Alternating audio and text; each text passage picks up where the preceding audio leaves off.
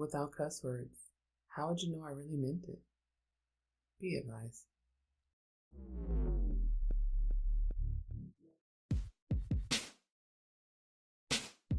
Hey y'all, I'm Jenn. I'm from Oakland, and I'm an androgynous, black, lesbian feminist, and a lover of all black people. This is Daren. I'm an asexual novelist, researcher, and bona fide comic book fanatic from the widest part of Southern California. Orange County. We're queer millennials with 3 kids and nearly 20 years of marriage. This is a podcast about the realities of blackness, adulting, and relationships. This is That Black Couple.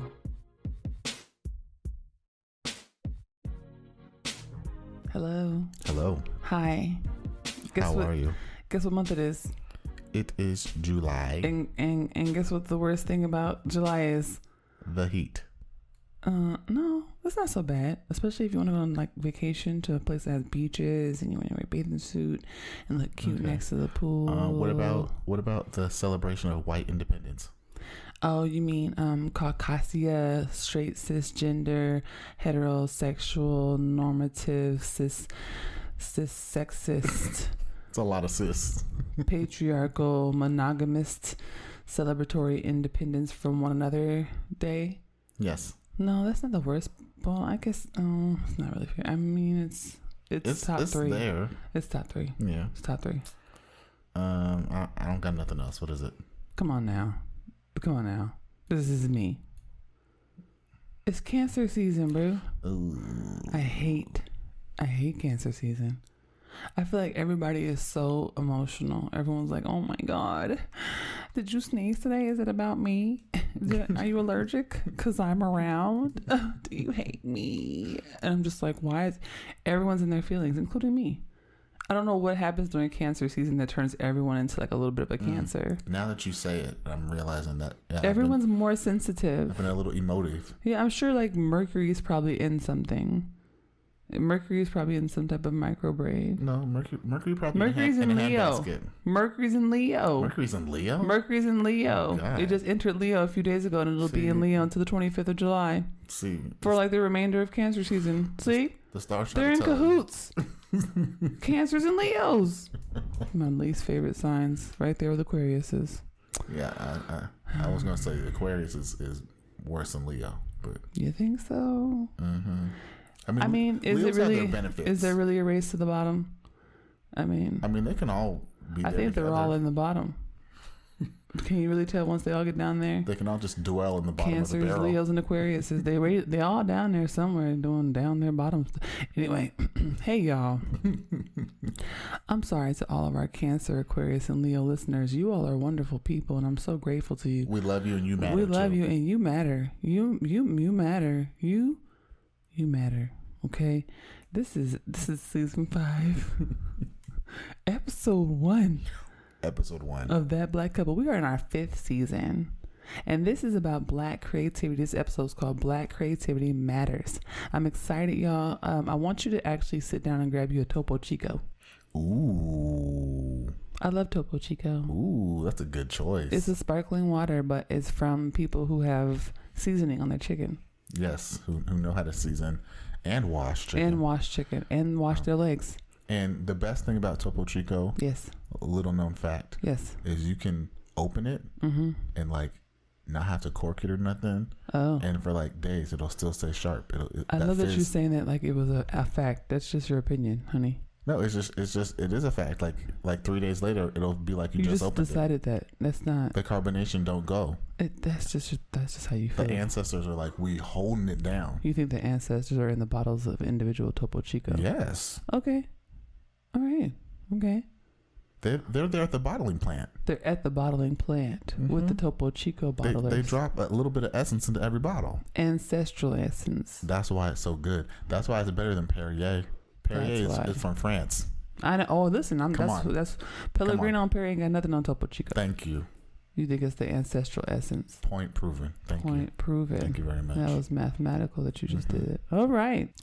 Have a seat. This is That Black Couple. I'm Jenn. I'm Daren. Before we get started, please make sure you follow us on Twitter, even though it's basically dead. On Instagram at That Be Okay Couple, and now on Threads. On Threads. You don't like it? No. And now on Threads at That BLK Couple. You can find us on Facebook at That Black Couple and look us up on the internets at thatblackcouple.com. You can stream episodes every single place where podcast episodes are streamed. So that means you can find us on Apple Podcasts. You can find us on Stitcher, SoundCloud, Google Podcasts, Spotify, Pandora, Audible. Like, if you listen to the podcast, you should be listening to us. Where do people even listen to podcasts now? Everywhere, obviously. Everywhere, child. And you should listen to us on all of those platforms. And then give us a thumbs up or a heart or a little 15,000 stars, or like tell everybody how much you like us because we cute. Go ahead, man. It's going to be a good one today, y'all. Yes. We're talking about Black creatives and why they matter and why they're important and why you should be supporting them. Yes. And there's a lot of mess going on in the country right now if you've not been paying attention. I hope they have been. The Supreme Court done run rampant and just said, fuck rights. Yes. So the Supreme Court said, let me show you some shit right now. You thought last year was bad. Hold my beer. They said, buckle up. Yeah. So that's going on. And you got, academic institutions losing their minds. Yeah. And then you got private citizens, following suit. So yes, in times like these, this is when it really, really counts to support Black creatives. You want to give some details? Yeah, let's jump into a couple details. Okay. Well, when we talk about the Supreme Court, which one are you talking about? Which thing are you talking about? We can kind of Rochambeau it if you want to choose cases. That could be any one of them. Okay. I mean, I would say my favorite one is the most recent case, where they just legalized discrimination against LGBTQIA plus people. Right, and it's one of those things where, okay, just to back up, so this white woman basically said, let me make up a fake business, yes, and then come up with a fake case of someone trying to have me take pictures, yes, of their gay wedding, yes, and again, this is fake. Not an actual person. It's asking them made up for this fake business, yes, to even do this, yes, and then I'll get that case to go all the way to the Supreme Court, yes, so the Supreme Court can then say, yes, it's okay for you to discriminate against gay people, even though you don't have a business and no gay person actually ever asked you to do that, yes, for your business, yes. So that's now the law of the land. So we have a precedent. We have a legal requirement. Well, we had, I guess, we thought we did, called standing. You had to have a legal standing in order to bring a case before the Supreme Court. You had to have somehow incurred some type of injury due to this issue. And so this is interesting because this is a woman who has a made-up injury based on a person who doesn't actually exist doing something to her. To be fair, the person exists. The person does exist. They just didn't want to actually. But when they asked the person, they said, "Hey, were you trying to get some service for a gay wedding?" And they said, "No, I'm married to a woman. Right, I'm already married, and I'm married to a woman. Right, not even gay. Right. So it's very strange. So it's built on lies. Yeah, and it still worked for the majority conservative Supreme Court. And my favorite part about it is that I was actually watching some news coverage on this, and someone basically said, they've just reversed all law, because basically what they just said is it's okay to discriminate. So when you think about it, someone can now have a business and put a sign on the door that says no Mexicans, straights only. Yes. Just like they used to say, whites only, blacks in the back. And now that's okay. Yes. The Supreme Court said works for me. Jews eat outside. And that's wild because it's 2023. Yes. And that's what we're doing now. Welcome to America. Welcome to America. Yes. Well, I thought you were going to bring up this one.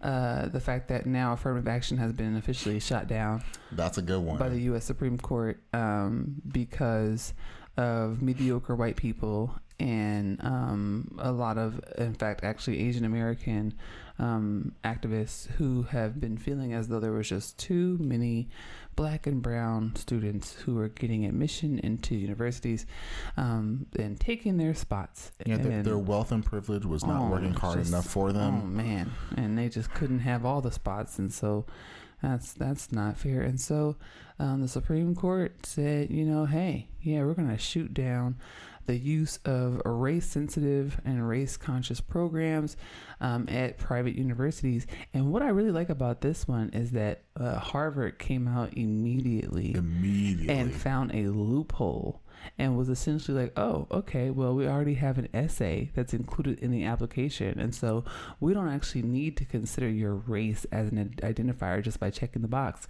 We actually can just read your essay and you talk about the impacts that have happened to you because of your diverse life experiences. And we'll just give you extra credit that way. Yeah, now it's called an adversity score. I love that. So if you've had adversity in your life, I love it. Like racism. Yes. There you go. And naturally, you can only actually have that if you are a person who experiences racism. And I like this because now, there's going to be a lot more analysis, I think, of this. It's going to be more rigorous. So I'm excited to see what comes of that. And then on the back of it, someone sued Harvard. Ain't this crazy? Of course. They sued Harvard and said, hey, y'all do legacy admissions. That's discriminatory toward me. Yes. And so now the same shit that these conservative justices just did is about to bite them in the ass. I love it so much. And now the little rich sons who are mediocre and actually are like 2.0 students can't get into Yale. Like President Bush's child. Oh, we'll be a better place for it. Oh my goodness. We'll be much improved.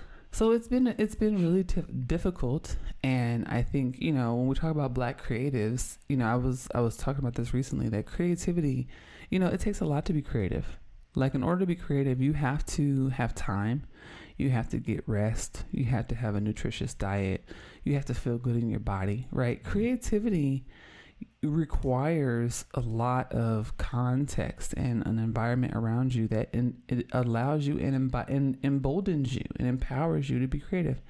And unfortunately, the things that we're describing, situations where, your government is taking away your right to an abortion, or your access to health care, or your ability to go to college at an affordable rate, or in a city or a state that's nearby, or your, ability to go to a business nearby and assume that they're going to give you business because you are paying as a customer. Having to deal with those types of things in your day-to-day life, it causes these undue stressors, and it causes these anxieties that you carry around with you, and you get preoccupied. You're so busy worried about survival that you don't have a lot of time for creativity. So creativity and imagination, those things, like, we have to fight as Black folk, as marginalized folks, as queer folks, as disabled folk, as first gen, immigrant folk. We have to fight really hard to find time to be creative in a system that is really dedicated to using all of our psychic energy on survival. Yeah. It's like, I think about the rose that grew from concrete. Oh, Tupac Shakur, okay. Little Tupac. And it's so beautiful, the whole concept of, it's a concrete floor, and then this rose comes out of it, and like, such great, wonderful beauty. And I'm like, shit, that rose had to work really fucking hard. Like, really, really hard. And what if that rose had the opportunity to just grow in an open field without the concrete? Like, how many more roses would we have? How big would the rose have grown? How big would the bush be? Like all of these types of things. And that's when you talk about creativity and how much it takes, it's like plants. You have to feed them, you have to water them, you have to nurture them, plants. You have to give them light. Okay, plants. You got to talk to them. Okay, plants. You got to be their friend. Yes. Welcome them into your family. You say something right now. But it's the same thing with creativity. There's a lot that you need to feed into your creativity. Yeah. And when you got things left and right trying to hamper you, it just makes it that much harder to even be creative. It does. And that's what we're talking about today. This podcast is supported by generous donations from our patrons and listeners. Become a supporter today by heading to www.patreon.com/colorcombosmedia. You can stream the show on iTunes, Spotify, Stitcher, Google Podcasts, and SoundCloud. When you listen, please consider hitting that heart button, sharing, giving us a 5-star rating, and leaving some dope comments. This helps us with our page rankings and gets more listeners for the show. Thank you so much. And we're back. Hello. It's time for the conversation. I'm ready. Let's do this. Well, I feel like we're in great spirits, but we're talking about some really shitty things. I mean, I think it's because creativity and imagination are exciting, but unfortunately, a lot of our creativity and imagination is born through a lot of struggle. You know? Yeah, it is. It's like how a diamond comes from charcoal that you have to put immense pressure on. Mm-hmm. Yeah. You're like, ooh, it's so great at the end, but it went through hell to get there. Exactly. Yeah, and that's kind of what it feels like right now. It's appalling to watch as we see all of these like book bans going into effect, and we see the proliferation of diversity, equity, and inclusion, otherwise known as DEI. Don't forget the A. They're adding the A now. Oh, there's an A now? DEIA. Diversity, equity, inclusion, and access. Oh, and access. That's their new one. The white ladies added access. Wow. They probably workshop that like in a focus group. I'm sure they had some type of like flow chart. Yeah. Yeah. And that's the thing about DEIA. Is it sounds nice. It sounds wonderful. It sounds great. It's a good idea. Just scrambled up. Idea just scrambled up. Wow. The problem with it is it's, as you just noted, most often led by white people. And so when you have white people being the gatekeepers or the subject matter experts when it comes to concepts of diversity, equity, and inclusion, and now access, I think we can all see the problem there. Yeah, how weird. It to me, it reminds me of when everyone wanted to have like some kind of race chair, like someone you know, at the school or at the board meetings or whatever it was that was like the black face, you know, like to say, look, we have a black person and they're here to chime in to keep us in check, to make sure that we don't go off the rails or do something racist. When realistically it was just, you know, a front to say, now you can't make us look bad. Yeah, and that's the thing about DEI, and that's why it gets on my nerves. It's just another Band-Aid to make people not look bad when they're going to do the same thing they were already doing. I mean, I'm not okay. So I think I agree to some extent, right? I think that DEI is like DEIA is an approach that actually came from the right place. It came from, unfortunately, the same ideas around integration politics that suggest that if you just get people in the room, that it'll diversify ideas and diversify hiring strategies, and then if you open the door, somebody else will open it behind them, blah, blah, blah, blah, blah. But what people don't understand is that a lot of these theories, right, because whiteness is obsessed with preserving itself, right, and preserving the status quo, and with also denying that it's violent, right, that it doesn't notice its own culture. So DEIA works in a perfect world where there isn't white supremacy, where there isn't misogynoir, where there isn't patriarchy. DEIA works perfectly in an environment where people are like, oh, we just didn't have people around and now you're here, so you should come and join us. Not in a world where it was like, hey, we systemically kept you motherfuckers out because we don't want you to make as much money as us because we secretly actually hate you and think you should all be in jail or dead. That's different. DEIA works in theory. It just doesn't work in practice because we live in a racist society. And unfortunately, white people are not socialized with a lens to understand that because they benefit from it, because their whole life they are enveloped in this white racist culture that allows them to move. It's almost as if, you know how certain elements can move more smoothly through certain types of viscosity of chemical. And it's the same way how white folks are able to move through society, right? They are just symbiotic, right? Society and white folk are made so that they can move smoothly through it, right? And it's not made for black folk and for queer folk and for Asian folk and for disabled folk. And, you know, there's a different viscosity. There are different elements in the air. There are different factors. There are different impacts that we have to deal with. And the white folk who deal with white culture, they don't even notice it. They don't even see it. And that's why I say it's such a problem where you have these departments, you have these groupings, and then there's a white person leading it. Right. Like they're not in the position to really understand. They're not capable. How they should be wielding that type of power. Right. I'm a black person. I'm a beautiful, thick booty black woman. Can you imagine me being in charge of creating a fleet of critics of black women. Like, my job is to figure out all the things that are inherently flawed about black women. You'd fail. Me? No, ma'am. You'd fail. There's no way. It's not possible. No. How would I do that? I'm socialized to love myself. I'm socialized. Actually, I'm not.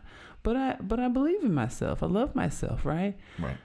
But white folk aren't socialized to believe themselves as the norm, as the most right thing. And now we put someone in a position to teach white folk that actually what we need is more people who don't look like you in the room. How does that make sense? It doesn't. It doesn't make any sense. It doesn't make any sense. They want it to make sense, but it doesn't. It doesn't make any sense. It doesn't make any sense. And now all of that kind of hysteria is, it's kind of gripping the country in a certain kind of way, you know, and that leads to these book bans, right? Because, you know, people feel like, oh, everything has to be so diverse. Everything is so gay and colored in rainbow flags. I don't want that for my kid. You know, I want them to only learn arithmetic, you know. Is that what they're saying there? They're saying he wants to learn arithmetic? They're trying to be in the 1950s. I mean, that's basically what it is. And so then they start banning books that even mention or allude to, you know, actual real people in the way that they live their lives. You know, and it's funny because we were watching Summer House and we watched the whole series. It was entertaining. Good show. I would say the part that stuck with me most though was that there's one castmate there who grew up in Texas. Yeah. And they were literally teaching him Black history, and his mind was, and it wasn't like deep cuts. No. It was real simple Martin Luther King said, I have a dream. And he was like, whoa, this is wild. Yeah. And he said out loud, he's like, in Texas, we don't have this stuff in the books. It's not in our textbooks. They just don't teach us basic facts. Yeah. And now they're trying to, you know, spread that out across the country. And all of these academic institutions, I feel like they don't know how to defend themselves. What do you mean they don't know how? They can't. They can't defend themselves. I mean, a lot of these academic institutions are public universities. Right. So they're beholden to voters. They're beholden to constituents. So they have to do what these people tell them to do. And unfortunately, the same people who are like, oh, CRT is bad, talking about race in a classroom is bad, talking about queer people, make sure kids gay, those are the same people who send those kids to college and like, don't you dare teach that stuff in the classroom when my kid gets to college. Yep. That's how it works. That's exactly how it works. And it's terrifying. I mean, I have colleagues who are in court right now trying to argue that they should be able to teach Black history. There was just some drama in Tulsa this week where in Tulsa they're trying to not teach about the race right. And in Tulsa. Because they don't want white people to feel bad. Right. But it's like, this is the actual history of the ground that you're standing on. And that's not what education is about. Education is not about feelings. That's not what we do. That's not what we do. It's about facts. Math makes people feel bad every fucking day, and nobody has ever stopped teaching geometry or algebra or calculus. I really wish that niggas would stop teaching me fucking physics, because you know why? That shit made me feel bad. Physics 3? Oh my God. I cried. Why the fuck I gotta learn that? It don't make no sense. This is the logic that we're trying to follow. It doesn't make any sense. I hated chemistry. Why they gotta teach that? Well, I hated balancing them equations. Right. Chem 201? Cancel that shit. Cancel it. It makes me feel bad. Just teach me the periodic table. Right. And then let me be done, because I feel better if I just know that. Yeah, it looks pretty and I can make up funny rhymes. But that doesn't make any fucking sense. We only bend reality for white people. But that's the thing. If it doesn't make sense if you are trying to be a progressive society. Nigga, if they start saying wood front doors make white people feel bad, we're going to have to start having fucking rubber front doors, fucking clear front doors. Oh, you got a fucking wood front door, that's anti-white. And this is the thing. And I know I'm being really hyperbolic right now. On purpose. Very much on purpose. But that's how ridiculous it sounds to suggest that, you know, books like Soulway, right? A book written by Lupita Nyong'o for children needs to be banned because it tells the story of a little Black baby. A baby.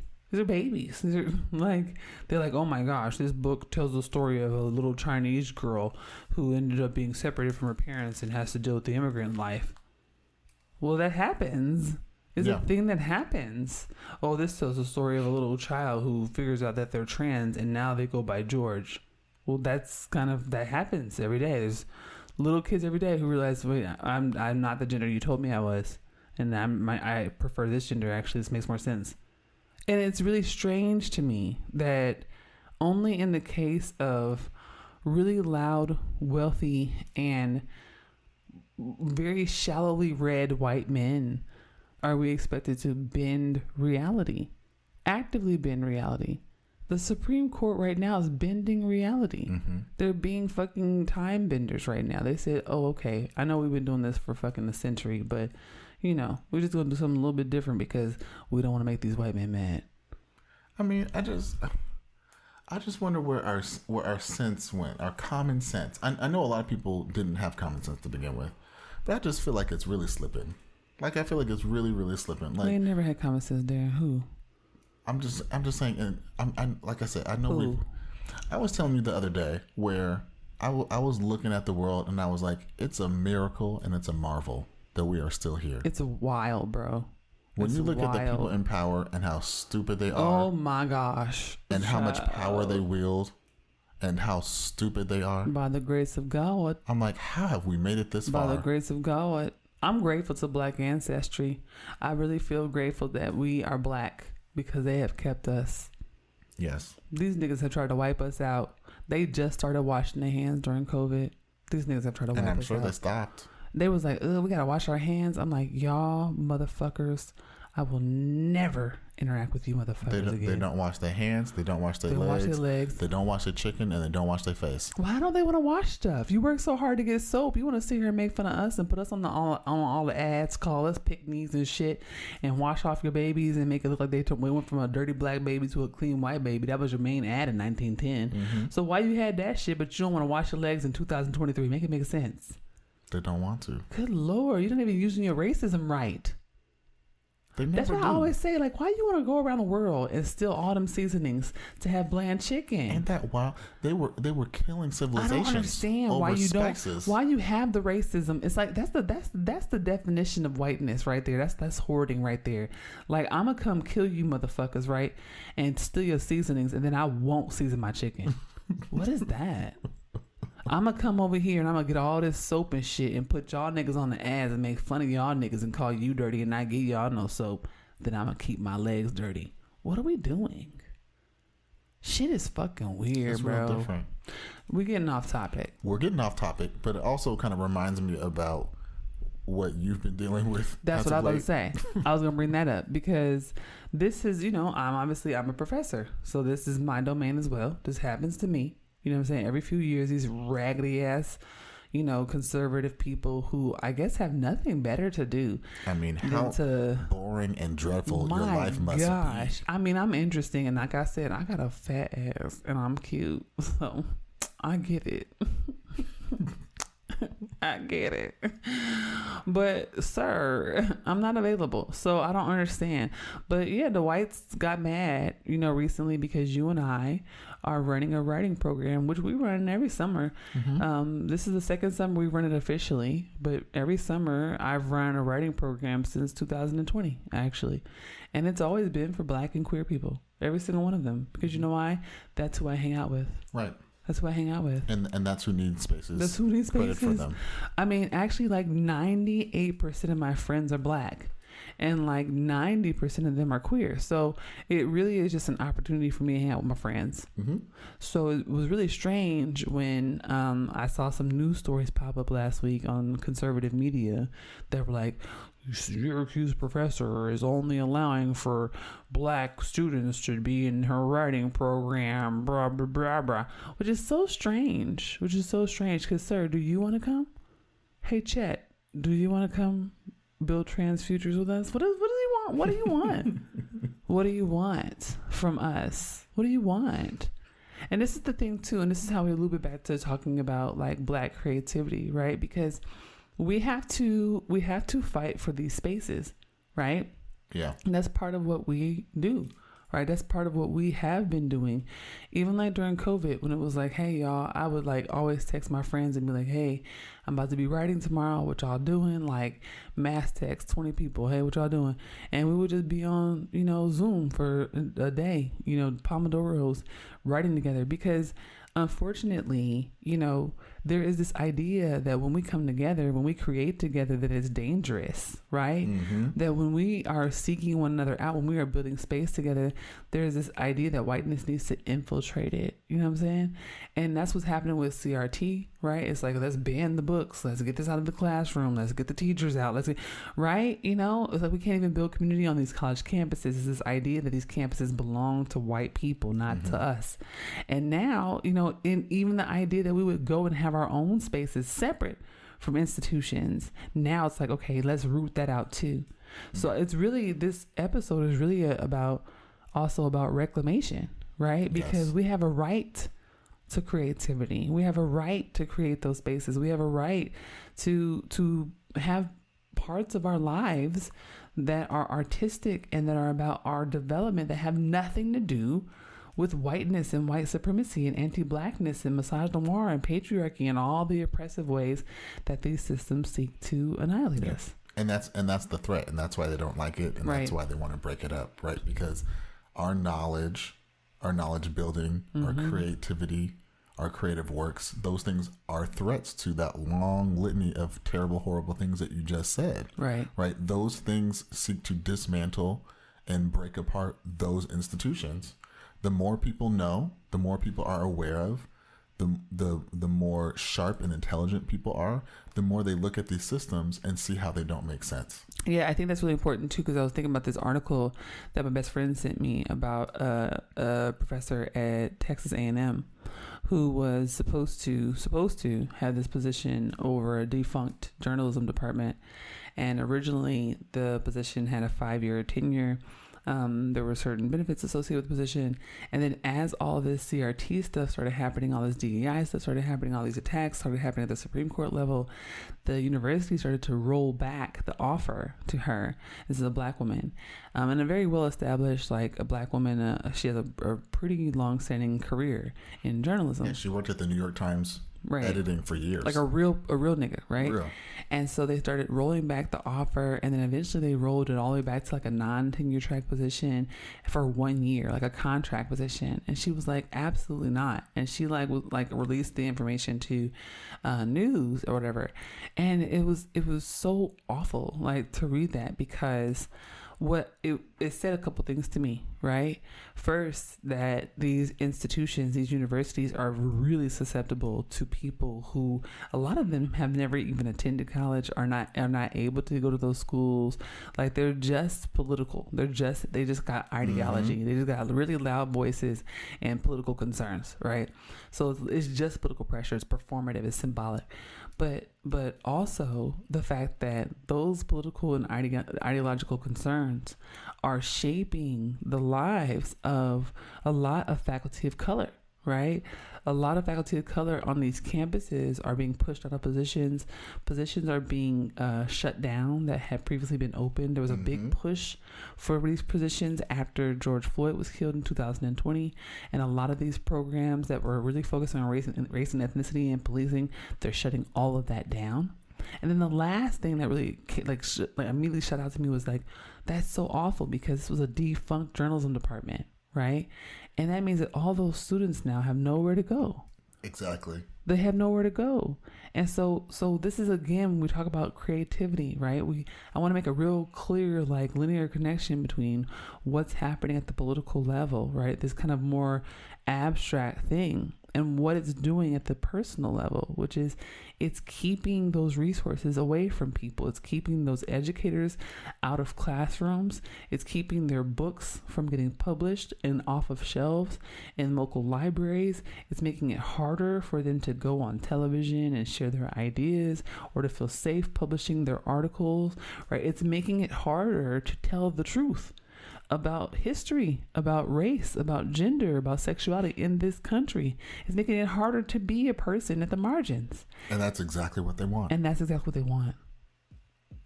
You can find my mom and dad, aka That Black Couple, on the web at thatblackcouple.com. That Black Couple is owned and operated by Color Combos Media. If you would like to help fund our content, sign up at www.patreon.com/colorcombosmedia. Please consider giving us $5 or $10 per month to help us build our platform and grow our organization. You can also give one-time donations at www.paypal.me/colorcombosmedia. All donations are welcome. And we are back. And we back on the last segment. And it's time to reflect. Let's do it. So for the reflection, we talked a little bit and said, what do we want to really reflect about? And I think it is important that we reflect about how we have been supported in our own creative work. Because I feel like it's been a little doom and gloom, been a little bit dark. Yeah. An episode talking about a lot of terrible things. Yeah. But it's not all bad. No. There's a lot of goodness going on. And I would say for me, as someone who's been, endeavoring in the writing space for decades at this point, I've seen a lot of ups and downs in the industry. I've seen a lot of changes for the positives, a lot of things that are major setbacks. But I think for me personally, it's been great that I've been able to find outlets that want to support my work and the type of work that I do, and the type of work that I want to read as well. Yeah. Right. Because when I think about the writing industry, it really is almost like a really big family. Like it's people that really, in most cases, want to support other people's work and have that same effort be reciprocated toward them. Yeah. And so I found in educational lanes. So when I've been taking classes, when I was studying for my MFA, that was the type of feel that I got from people, is that we are all in this together, and I'm going to do my best to support your work, and I know that you're going to do your best to support my work in turn. Yeah. And I think having that type of fostered, nurturing environment is so vital for any type of creative work that you're trying to work on. I agree. So I think about this, I think a little bit differently, because I think that when I think about how our work has been supported, I also think there's been a lot of times where we didn't feel supported. Like, we've been together for 20 years. So there were times where it was like, okay, fuck you niggas, because none of y'all are sharing my work. Like there've been times where we didn't have no Patreon subscribers. We didn't have no listeners, our platform was really small, and those times are really hard, and I think that we're lucky because we did it together. So I think that we always had each other to cheer one another on. I think you always need to have like a cheerleader or two, but what I will also say is like, one of the hardest things about being a Black creative, right, is that you watch so much of your juice and like the shit that you good at and dope at being produced by people who are not Black or people who are not authentic, right? And they're doing well, right? And it's very easy to be like, oh, that's fucked up, right? Or to feel jealousy or envy. It's very easy to feel like they took your spot, right? But one thing I think that has really helped me was to learn, like, when Ava DuVernay said, like, you have no traffic when you're in your own lane. Like, once you hit your lane, there's no traffic. There's no traffic. And that shit, when she said that, it cleared everything up for me. It cleared everything up for me. I never had to feel an ounce of jealousy. I never had to feel any envy or concern, because I realized that everything that was for me was for me. If I was meant to get it, if it was meant to be mine, if I worked my ass off and I was authentic and I showed up at my best, I would get it, right? And I think when I think about what supported me most and what's gotten me through the most, has been living in that fully. Like really sitting in that and living in it and honoring my creativity and honoring how I show up, honoring my gifts, and being like, bitch, listen, this is the version they're going to get today. If it's meant to be, it's going to be. If it's not, it's not. And letting it go. Everything else, letting it go. And I would just add on to that and say, that's why it is so important that we support Black creatives. Yeah. I will be the first to say, I am a highly, highly critical person. Yes, you are. I can find the faults and the flaws in nearly anything. But when I see something that's just purely dope, that's just pure amazement, that's just pure wonderment, I want to definitely go up to whoever that is. I want to, comment on that podcast. I want to, put a favorable review at that restaurant and say, this is it. This is the one, right? This deserves that type of praise. And I feel like as a society, we are too focused on the critical. We are. Like we're in that Yelp society where you want to always go to the comments and point out all the negatives. Yeah. But when something's positive, you're more likely to just say, "Oh, that was great," and not shout that from the rooftops as well. And I think that's one thing when it comes to Black creatives we have to get better at. Is really when we find something that we love, when we find something that's great, when we find some people that are doing a great job, to actually support them. I agree. And the support can come, it can be monetary. All kind of ways. It could be just, spreading the word. Yep. It could be asking how you can help. Yep. I mean, there's so many different ways to help and be supportive, but it's important that we offer up that support. I agree. Thank y'all for listening. Before you go, make sure you follow us on Twitter and Instagram at ThatBLKCouple, on Facebook at ThatBlackCouple, and look us up on the internets at www.thatblackcouple.com. Bye.